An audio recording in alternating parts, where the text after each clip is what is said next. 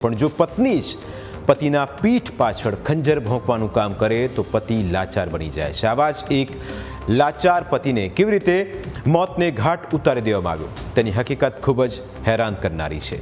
6 એપ્રિલની મધ્યરાત્રિએ ધારના સરદારપુર તાલુકાના ગોંદી ખેડા ચારણ ગામમાં મસાલાના વેપારી દેવકૃષ્ણ પુરોહિતની નિર્મમ હત્યા કરી દેવામાં આવી। આ વિડીયોમાં એક મહિલા રડતા રડતા શું કહી રહી છે તે સાંભળશો તો તમારી આંખો પણ ભરાઈ આવશે। दबाया, फिर उन्होंने बोला जो है हम दे दो नहीं तो मार डालेंगे। इन्होंने हाथ पैर मारे और मेरे को घसीट के उधर ले गए। ये वाली अलमारी उन्होंने ढूंढी, नहीं मिला। मैंने बोला मैं सब दे दूंगी, हमको छोड़ दो। मेरा सामान मैंने सब निकाल के दे दिया। कब की बात है? ये मेरे को आधा घंटा हो गया चिल्लाते चिल्लाते। मेरा एक जन मेरे मुंह के पास बैठा था, हाथ और पैर पीछे बांध रखे थे, पूरा कपड़े फाड़े थे। चिल्लाने की कोशिश करी तो बोला तेरे पति को मार देंगे। चोट भी बहुत कितने जन थे?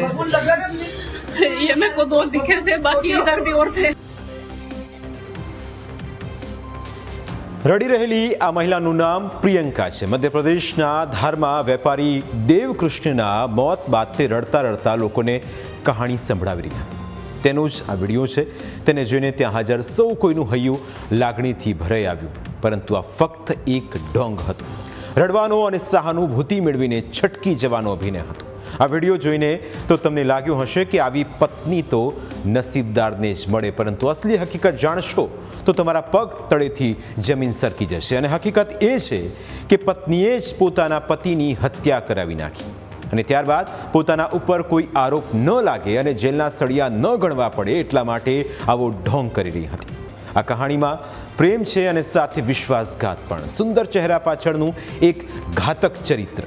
એક સીધો સાદો પતિ છે અને ચરિત્રહીન પત્ની છે, જે રહેતી તો પતિ સાથે હતી પણ સંબંધ પ્રેમી સાથે રાખતી હતી।